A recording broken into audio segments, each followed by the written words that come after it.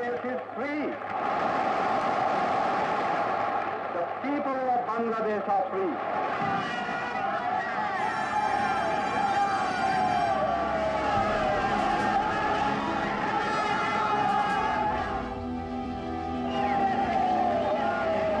ये दिन था एशिया के 7 करोड़ लोगों की आजादी का। ये दिन था पूर्वी पाकिस्तान में बेहिसाब जुल्मों की काली रात के बाद सुबह का। ये दिन था सिर्फ 13 दिन की लड़ाई के बाद भारत के 3000 सैनिकों के सामने 93,000 पाकिस्तानी सैनिकों के सरेंडर का। ये दिन था भारतीय सेना की सबसे शानदार विजय के दस्तखत का। ये दिन था पाकिस्तान को मिली सबसे शर्मनाक पराजय का।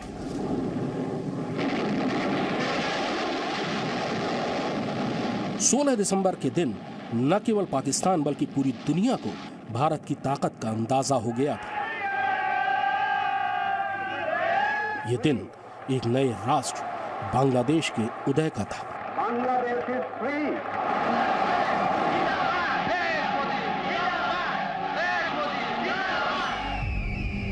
लेकिन इस दिन से पहले आज के बांग्लादेश और उस समय के पूर्वी पाकिस्तान ने लगभग 1 साल तक पाकिस्तान की सेना के जुल्म सितम, नरसंहार और विस्थापन की ऐसी काली रात देखी थी जिसकी कहानी कहने और सुनने वालों के रोंगटे खड़े कर देती है। इस काली रात ने पूर्वी पाकिस्तान में रहने वाले 1 करोड़ लोगों को शरणार्थी बनने पर मजबूर किया था। इस रात के शिकार लोगों की तादाद कुछ आंकड़ों के मुताबिक 30 लाख तक थी। इस लंबी रात में अलग अलग आंकड़ों के मुताबिक 4 लाख महिलाओं के साथ बेहद क्रूरता से बलात्कार किया गया, जिनसे पैदा हुए बच्चों के अलग अलग आंकड़ों के मुताबिक तादाद 70,000 से 2.5 लाख थी। भारत का बंटवारा हुआ, देश का नक्शा बदला, धर्म के आधार पर पाकिस्तान का निर्माण हुआ। मुस्लिम आबादी के लिहाज से पूर्वी पाकिस्तान और पश्चिमी पाकिस्तान बने, लेकिन इस्लाम को छोड़कर 1500 किलोमीटर दूर स्थित इन दोनों इलाकों में रहने वालों में कोई समानता नहीं थी। पाकिस्तानी सरकार पूर्वी पाकिस्तान को विकास कार्यों के लिए उसका जायज हक नहीं देती थी।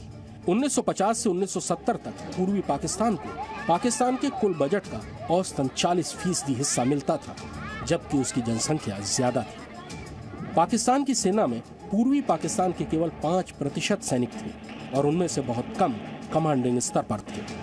पूर्वी पाकिस्तान के लिए अधिक स्वायत्तता और अधिकारों की मांग करने वाली अवामी लीग पार्टी का निर्माण हुआ और इसी पार्टी के करिश्माई नेता थे शेख मुजीबुर रहमान।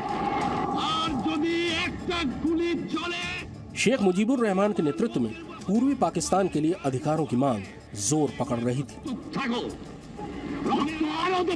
1970 में हुए आम चुनाव में पूर्वी पाकिस्तान की पार्टी बांग्लादेश अवामी लीग ने 169 में से 167 सीटें जीत ली और 313 सीटों वाली नेशनल असेंबली में बहुमत हासिल कर लिया। चुनाव परिणाम के मुताबिक मुजीबुर रहमान को पाकिस्तान का अगला प्रधानमंत्री होना था, लेकिन पश्चिमी पाकिस्तान अवामी लीग के अध्यक्ष शेख मुजीबुर रहमान को प्रधानमंत्री बनाने के लिए तैयार नहीं था। 3 मार्च 1971 को राष्ट्रपति जनरल याहिया खान भुट्टो और शेख मुजीब की ढाका में भविष्य तय करने के लिए मुलाकात हुई, लेकिन नाकाम रही। 7 मार्च को शेख मुजीब ने ढाका के रेस कोर्स ग्राउंड में एक विशाल रैली को संबोधित कर राष्ट्रपति के सामने 4 मांगे रखी। मार्शल लॉ तुरंत उठाया जाए, सेना अपने बैरकों में वापस चली जाए, पूर्वी पाकिस्तान में हुई मौतों की जांच की जाए और 25 मार्च को असेंबली शुरू होने से पहले सत्ता का हस्तांतरण पूरा हो जाए। शेख मुजीब ने हर बंगाली से अपने घर को किले में बदलने का आह्वान किया और कहा कि ये आजादी का संघर्ष है।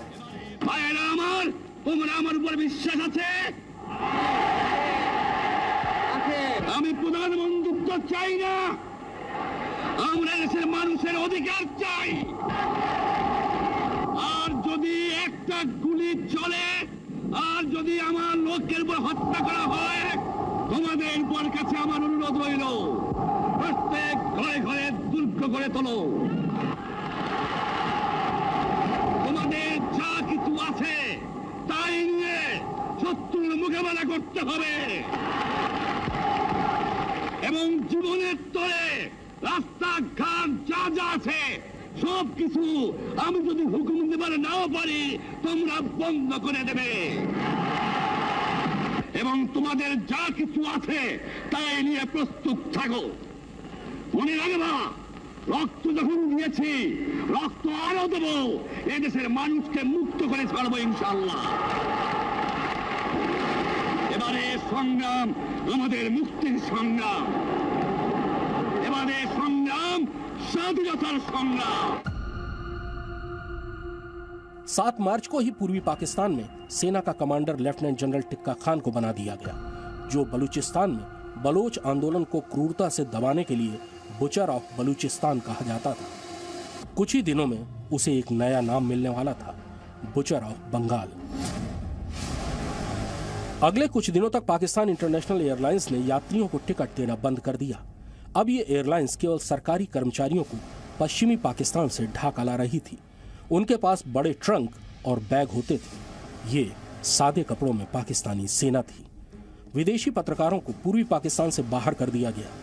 अब पाकिस्तानी सेना के मैदान में आने का रास्ता साफ हो गया। 25 मार्च की शाम ऐसा लगा कि पूरे शहर पर पाकिस्तानी सेना ने हमला कर दिया हो। यह ऑपरेशन सर्चलाइट था। सेना ने शेख मुजीब को गिरफ्तार किया और पाकिस्तान ले गई, लेकिन गिरफ्तारी से पहले वो रेडियो पर बांग्लादेश की आजादी का संदेश देने में कामयाब हो गए।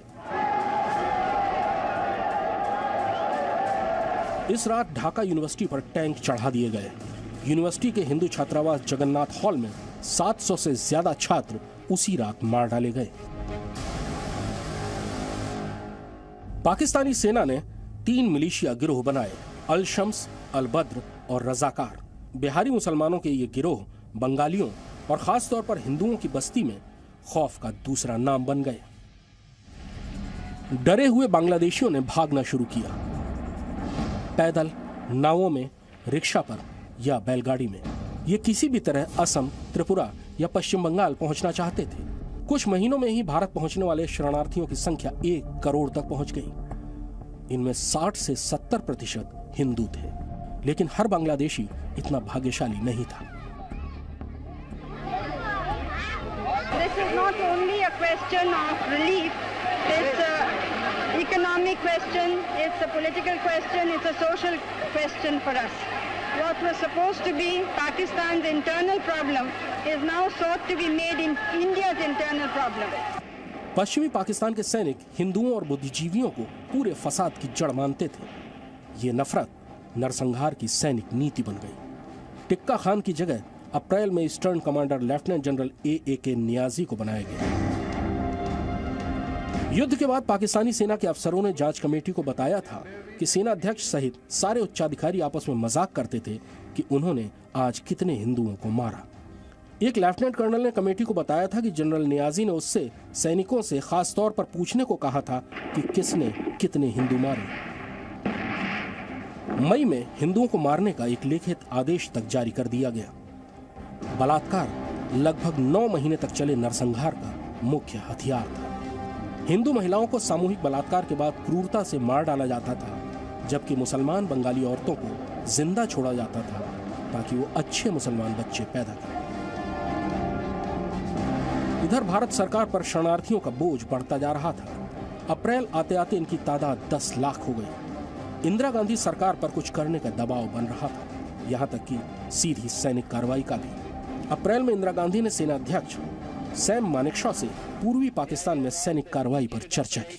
मेरा इरादा तो था कि जब लड़ाई करना है तो वेस्टर्न में भी करूंगा, ईस्टर्न में भी करूंगा, मगर पॉलिटिकली मेरे ऊपर एक असर पड़ी कि अब ये मुझे प्राइम मिनिस्टर का कि हमने क्या कहा था, पाकिस्तान के साथ हमारा कोई झगड़ा नहीं है। हमारे वहाँ 10 लाख रेफ्यूजीज आए हैं, हम कंडीशन मांगते हैं कि ये वापस जाए। अब भारत ने 2 रणनीतियों पर काम करना शुरू किया। अंतर्राष्ट्रीय समुदाय को पाकिस्तानी सेना के बर्बर नरसंहार की जानकारी देकर समर्थन जुटाना और दूसरी तरफ बांग्लादेश के संघर्ष को मदद देना। पूर्वी पाकिस्तान राइफल्स और पूर्वी पाकिस्तान पुलिस के सैनिक बांग्लादेश में पाकिस्तानी सेना से लड़ रहे थे। इनमें से बहुत से सीमा पार कर भारत आए और मुक्ति फौज, जो बाद में मुक्ति वाहिनी कहलाई, के रूप में संगठित हो गए।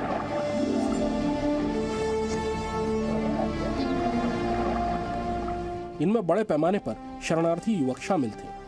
अप्रैल 1971 में ही सीमा सुरक्षा बल ने मुक्ति वाहिनी को ट्रेनिंग, हथियार, दवाइयां और ट्रांसपोर्ट मुहैया कराना शुरू कर दिया।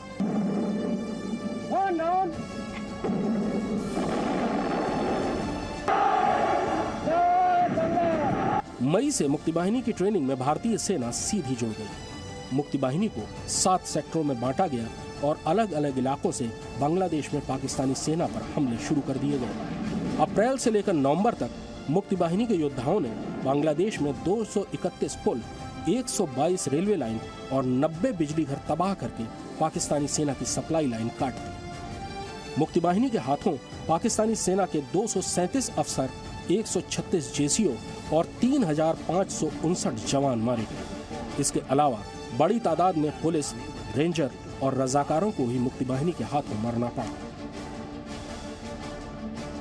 I'm not looking for war. I'm trying to avert it by showing a lot of patience. But there's a limit to our patience too. So we're very close to it. I am equally going to make it very clear that the war is forced on us through a means of some action in East Pakistan. An attack on East Pakistan is an attack on Pakistan as a whole. पश्चिमी पाकिस्तान को पूर्वी पाकिस्तान हाथ से निकलता नजर आ रहा था। बौखलाहट में पाकिस्तान ने वो गलती कर दी जिसका भारत इंतजार कर रहा था।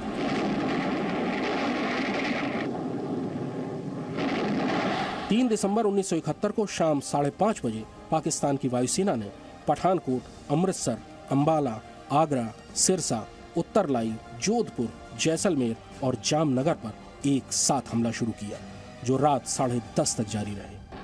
रात 9 बजे भारतीय वायुसेना ने जवाबी कार्रवाई की और पाकिस्तान के अंदर घुसकर मुरीद, मियांवाली, सरगोधा, चंगर, रिसाले वाली, रफीकी और मसरूर के एयरबेसों पर हमले किए।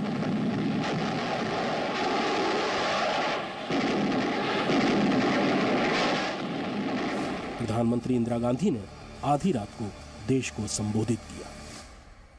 पाकिस्तान ने हमारे ऊपर एक हमला किया।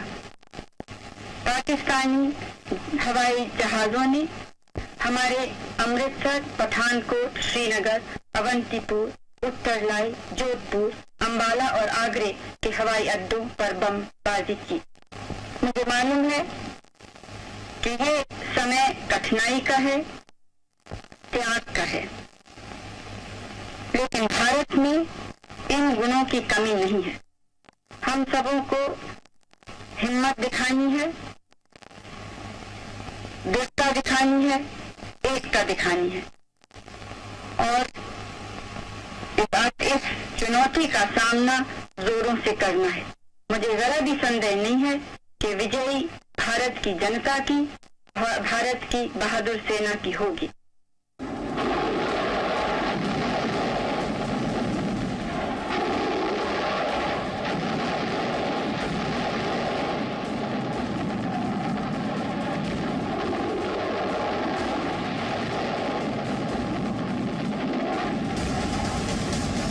पाकिस्तान का पहला हमला अमृतसर और पठानकोट एयरबेस पर हुआ। दूसरा हमला कश्मीर के श्रीनगर और अवंतीपुरा एयरबेस पर हुआ। इन हमलों से कोई खास नुकसान नहीं हुआ।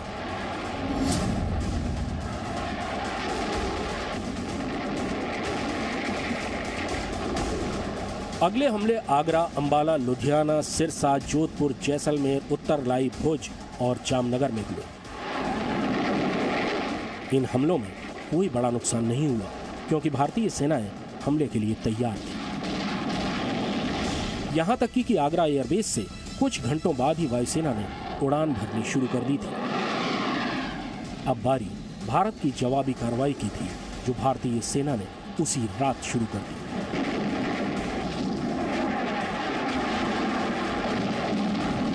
भारतीय वायुसेना के एक्शन में पश्चिमी पाकिस्तान के 7 एयरबेस तबाह हो गए और पूर्वी पाकिस्तान में पाकिस्तानी वायुसेना की कुर्मीटोला, चिटगांव, तेजगांव और जैसोर के बड़े एयरबेसों को बेकार कर दिया गया।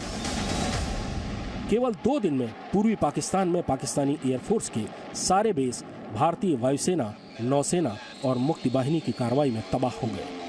पूर्वी पाकिस्तान से अब भारतीय वायुसेना के लिए कोई चुनौती नहीं बची थी।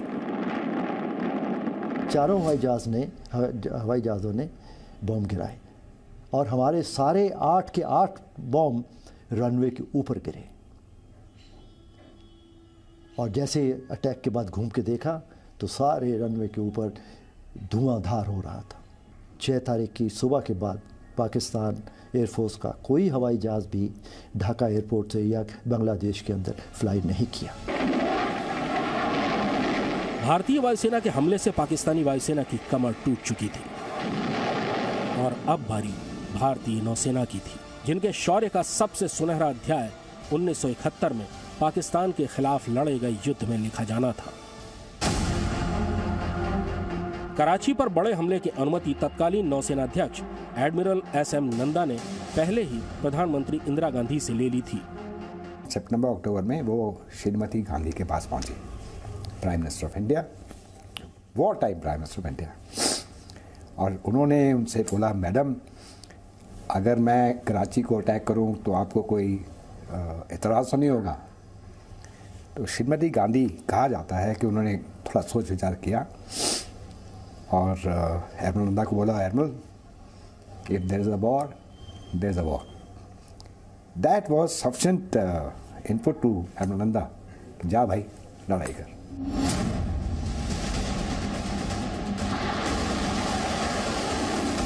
विद्युत क्लास की 3 मिसाइल बोट्स निपात, निर्घाट और वीर ने 4 और 5 दिसंबर की दरमियानी रात 460 किलोमीटर दूर कराची की तरफ बढ़ना शुरू किया। इन मिसाइल बोट्स की रेंज कम थी, इसलिए इनकी रिफ्यूलिंग के लिए अतिरिक्त जहाज साथ चल रहे थे। रात 10:45 पर कराची पोर्ट पर हमला शुरू हुआ और रात 12 बजे से पहले खत्म हो गया। पाकिस्तान के जंगी जहाज खैबर, शाहजहां और मुहाफिज के अलावा मर्चेंट वेसल वीनस चैलेंजर भी हमले की चपेट में आया, जिसमें पूर्वी पाकिस्तान के मोर्चे पर गोला बारूद भेजा जा रहा था। एक मिसाइल किमारी ऑयल फॉर्म के तेल टैंकरों पर लगी और आग चारों तरफ फैल गई। 4th-5th की नाइट को अंगार हो गया वहाँ, जो उनका था कि मिसाइल बोर्ड जाके फायर किया, और वो मिसाइल बोर्ड की जो मिसाइल्स थी उनका 60 डिग्री आर्क होता है। वो एक दफ़ा फायर हो गई तो सामने जो भी आएगा उसके ऊपर लॉक हो जाएंगी, वो शिप हो, शोर की कोई एस्टेब्लिशमेंट हो, तो एक दफ़ा लॉक होगी तो वो फिर रेंजिंग करते करते बिल्कुल पिन पॉइंट उसके ऊपर जाके हिट कर देंगी। तो उसमें शिप भी आ गए लपेटे में और उसमें उनके ऑयल टैंक्स भी आ गए। सभी जहाज फौरन डूब गए और पाकिस्तान के 300 से ज्यादा नौसैनिक मारे गए। सभी भारतीय जहाज सकुशल अपने अड्डों पर पहुंच गए। कराची में अफरा तफरी फैल गई।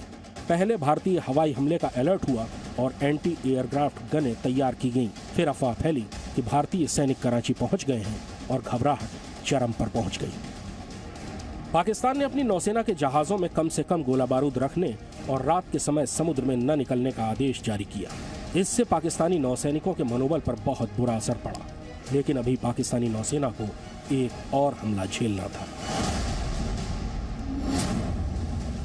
8-9 दिसंबर की दरमियानी रात 11 बजे विद्युत क्लास की ही एक अकेली मिसाइल बोट INS विनाश कराची की ओर बढ़ी। विनाश की कमान तत्कालीन लेफ्टिनेंट कमांडर विजय चेरथ के हाथ में थी, जिन्हें आज भी उस रात का एक एक लम्हा याद है। बिल्कुल अंधेरा था, पर रेडार जिस पर सारी पिक्चर आती है, कोस्ट लाइन आती है, कोई कांटेक्ट है समुद्र में, वो क्लियर आ जाता है। और चार्ट के साथ, चार्ट मैंने स्टडी किया हुआ था कि भाई कौन सा कोस्ट लाइन कहाँ पर है, क्या है, कहाँ है।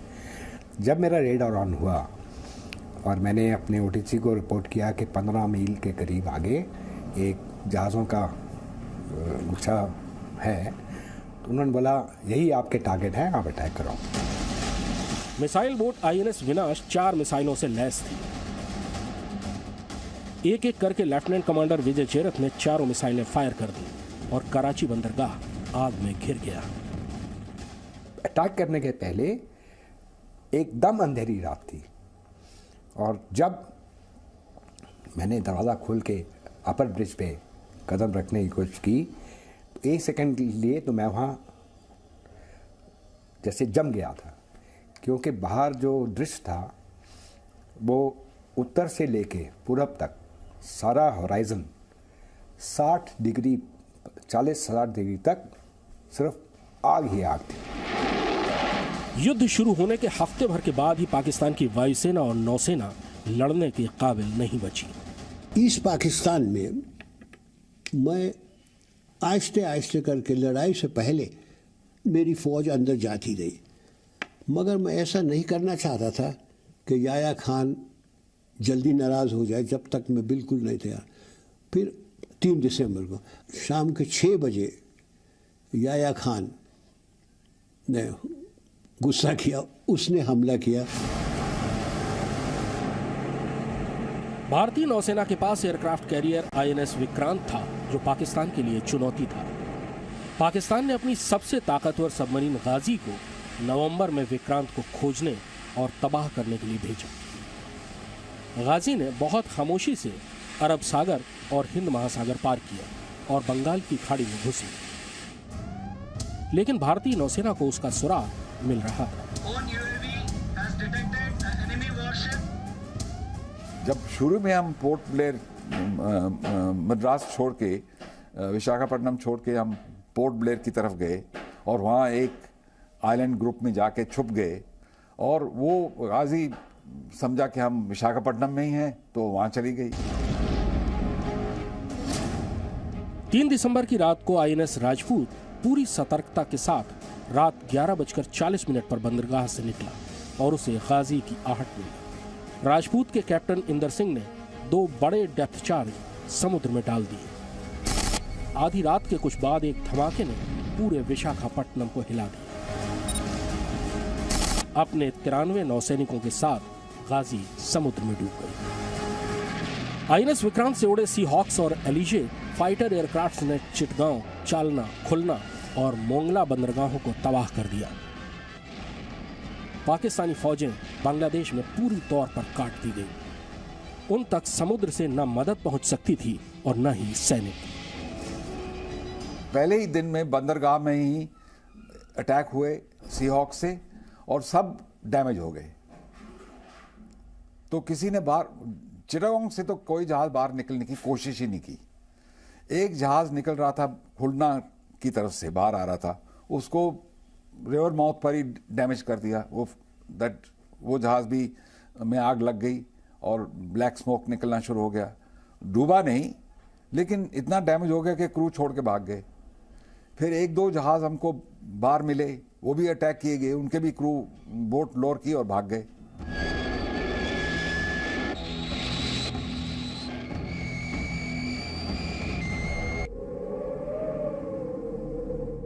पाकिस्तान के लिए यह मोर्चा इतना आसान था कि उन्होंने आगे की लड़ाई के लिए एक दूसरी ब्रिगेड को भी रवाना कर दिया था, जिसे लोंगेवाला के आगे हमला शुरू करना था।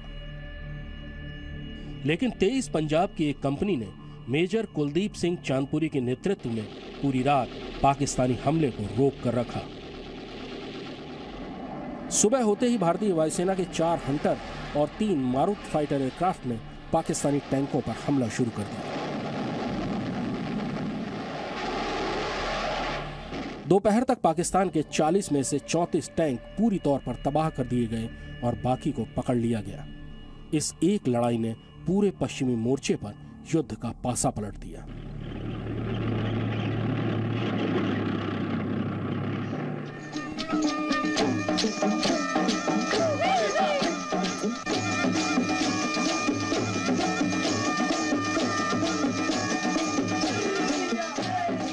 पाकिस्तान ने अटैक किया था हमारे ऊपर, वो उधर से एडवांस कर रहे थे। अब इनके सामने जो उस वक्त हालात हो गए, या तो ये पीछे भागाते या वहां डटे रहते, और इन्होंने अपना जो बहादुरी का कारनामा यही किया है, नोइंग कि इनके खिलाफ जो है इतने ब्रिगेड ग्रुप था, आर्मर्ड उनकी जो रेजिमेंट आ रही थी, इनके ये सब पता था इनको, लेकिन इन्होंने यही चुना कि मरना तो है तो फिर हम लड़ते मरेंगे, ऐसे नहीं मरेंगे। जल, थल और नभ हर जगह पाकिस्तान की पराजय हो रही थी। पाकिस्तान की उम्मीद अब केवल अमेरिकी मदद पर टिकी थी और वो आ रही थी। अमेरिका पूरे युद्ध में अपने ही देश के कानून के खिलाफ पाकिस्तान को सैनिक मदद भेज रहा था। 10 दिसंबर को अमेरिका ने हिंद महासागर में घुसने के लिए अपने 7वें बेड़े को रवाना करने का आदेश दिया। दिसंबर के दूसरे हफ्ते तक ये टास्क फोर्स सिंगापुर में तेल भरने के लिए रुकी रही। 13-14 दिसंबर की रात इस फोर्स ने मलक्का स्ट्रेट पार की और बंगाल की खाड़ी में घुसी। अमेरिका ने कहा कि ये फोर्स अपने नागरिकों को बांग्लादेश से निकालने के लिए भेजी जा रही है। तो मैं कहा मुझे बिल्कुल डर नहीं है। फिर तो मैं अपने आप को कहूँ मैं सबसे बड़ा जनरल बना हूँ कि पाकिस्तान को भी हराया और अमेरिकन को भी हराया। वो नहीं लड़ सकते, उनके पास टेक्निकल सामान बहुत है, सब चीज़ है, मगर मैन टू मैन नहीं लड़ सकते किसी और मुल्क में। उनको लड़ने का क्या मतलब, उनको क्या था? मुझे बिल्कुल डर नहीं थी।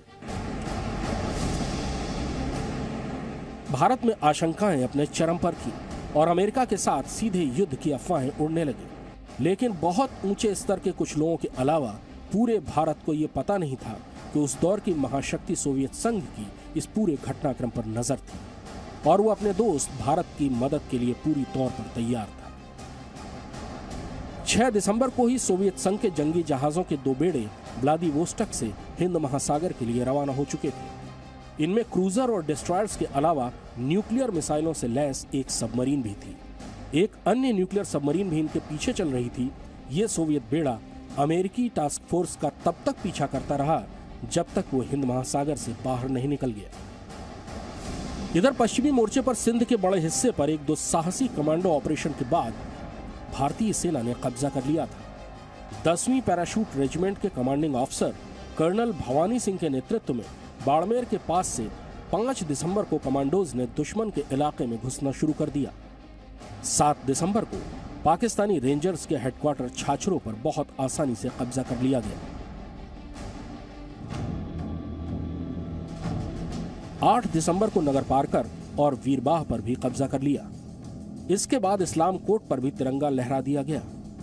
भारतीय सेना पाकिस्तानी इलाके में 80 किलोमीटर अंदर जा चुकी थी और मजबूत कब्जा कर लिया था। 11 दिसंबर को ढाका को जोड़ने वाली मुख्य सड़क पर बने पुंगली पुल पर कब्जा करने और ढाका को बचाने के लिए आ रही पाकिस्तानी सेना की 93वीं ब्रिगेड को रोकने के लिए दूसरी पैरा रेजिमेंट की पूरी बटालियन को पैराशूट से उतार दिया गया। पाकिस्तानी अपने बीच भारतीय कमांडोज को देखकर भौंचक्के रह गए। दिन की रोशनी में दोपहर बाद 4:30 बजे दूसरी पैरा रेजिमेंट के कमांडोज उतरे और शाम तक उन्होंने पुल पर कब्जा करके पाकिस्तानी सेना का रास्ता काट दिया। इतने सारे वहाँ पे उस वक्त रिवर है आपके बांग्लादेश में, आप जानते हैं, वहाँ पर बड़ा मुश्किल है फ़ौज के लिए आगे बढ़ना, क्योंकि जगह जगह नाले हैं, दरिया हैं और बड़ा बड़ा पानी है, स्लश है। तो इंडियन एयरफोर्स ने, इंडियन आर्मी ने सोचा कि हम पैरा ड्रॉप करेंगे। अब पैरा ड्रॉप आप कब कर सकते हैं? जबकि दुश्मन का कोई हवाई जहाज़ हवा में नहीं हो। अब जब पाकिस्तानी हवाई जहाज़ हवा में नहीं था तो ये भी हमें अपॉर्चुनिटी मिली कि हम पैरा ड्रॉप करें। कहाँ करें? एनिमी फोर्सेस की पीछे, ताकि वो उधर से उन पे प्रेशर करें और हमारी फौज को आगे बढ़ने का मौका मिले। 13 दिसंबर तक भारतीय सेना ढाका के 10 से 15 मील के घेरे तक आ चुकी थी। 14 दिसंबर को भारतीय वायुसेना को खबर मिली कि पूर्वी पाकिस्तान के गवर्नर ढाका में महत्वपूर्ण मीटिंग करने वाले हैं। इस मीटिंग में सेना और नागरिक प्रशासन के बड़े अधिकारी भी शामिल होने थे। विंग कमांडर बीके बिश्नोई उस समय पश्चिम बंगाल में अपने एयरबेस पर थे जब 10:55 पर उन्हें बताया गया कि 11:20 पर उन्हें ढाका में इस महत्वपूर्ण मीटिंग की जगह पर हमला करना है। तो ये जो मैसेज मीटिंग का था, ये हमारे डिफेंस इंटेलिजेंस ने इंटरसेप्ट कर लिया कि मीटिंग 12 बजे हो रही है। और जब ये मैसेज मिला और ये मैसेज आर्मी हेडक्वार्टर या डिफेंस हेडक्वार्टर में गया तो उन्होंने सोचा ये बहुत ज़बरदस्त मौका है। इस टाइम पे अगर आप अटैक करो तो वो डिसीजन जल्दी ले लेंगे कि क्या करना है इनको। हमला हुआ और ये इतना सटीक था कि उस इमारत की छत तक उड़ गई जहां मीटिंग हो रही थी। पूर्वी पाकिस्तान के गवर्नर मलिक ने उसी समय एक कागज के टुकड़े पर अपना इस्तीफा लिखा और यूएन के प्रतिनिधि कैफली के हवाले कर दिया, जो इत्तेफाक से वहां मौजूद थे। उसी समय पूर्वी पाकिस्तान के कमांडर जनरल नियाजी अपना हेडक्वार्टर शहर के बीचों बीच ढाका यूनिवर्सिटी ले गया ताकि वो भारतीय वायुसेना के हमलों से बच सके। अब भारतीय वायुसेना ने शहर के बीच घुसकर नीचे उड़कर हमले शुरू किए। हमने इनको खदेड़ दिया। 15 तारीख को दोपहर तक 3 अटैक किए हमने और इनको वहाँ से खदेड़ दिया। उसी दिन फाइनली नियाजी साहब जो कह रहे थे कि हम 3 महीने या 6 महीने तक लड़ेंगे, 12 घंटे भी नहीं निकाल पाए। पाकिस्तान के शातिर विदेश मंत्री जुल्फिकार अली भुट्टो ने पाकिस्तान को बचाने की आखिरी कोशिश की यूनाइटेड नेशंस में। उन्होंने हर कोशिश की कि संयुक्त राष्ट्र भारत पर युद्ध रोकने का दबाव डाले, लेकिन न तो चीन और न ही अमेरिका की निक्सन सरकार उनका साथ दे सकी। भुट्टो ने बहते हुए आंसुओं के साथ अपने कागजात फाड़ डाले और सम्मेलन से बाहर आ गए।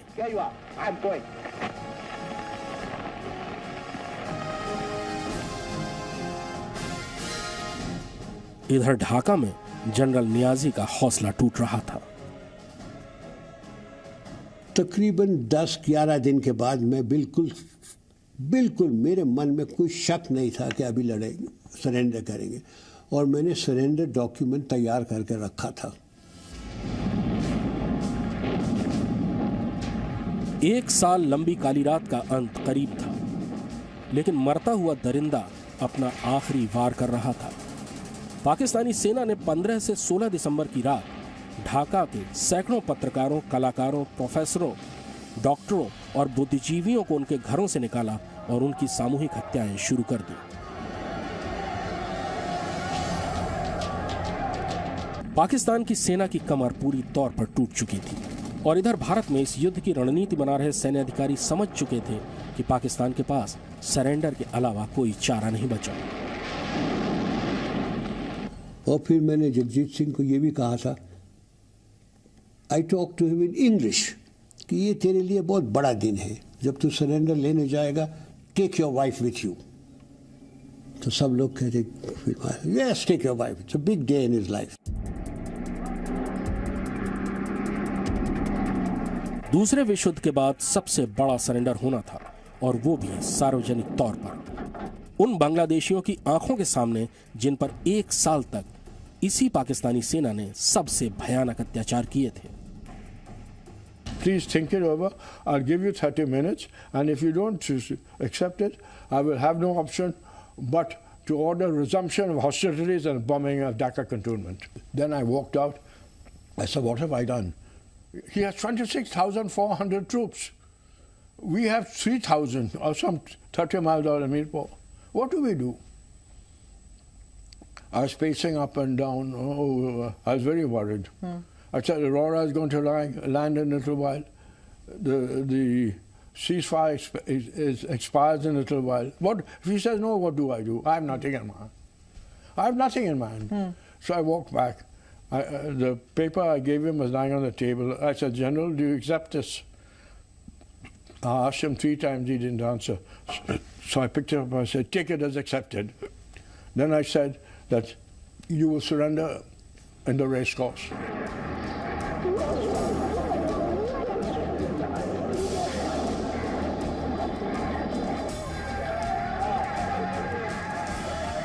भारतीय सेना के सामने अब सबसे बड़ी चुनौती बांग्लादेशियों से उन हजारों पाकिस्तानी सैनिकों, रजाकारों और बिहारी मुसलमानों को बचाने की थी। बांग्लादेशियों की आंखें आंसुओं से भरी हुई थीं और दिल प्रतिशोध से भरा हुआ था, और वो इनमें से किसी को भी जिंदा नहीं छोड़ना चाहते थे। दूर दराज के इलाकों में पाकिस्तानी सैनिक छिपकर भारतीय सैनिकों का इंतजार करते ताकि उनके सामने हथियार डाल सकें और जिंदा बच जाएं।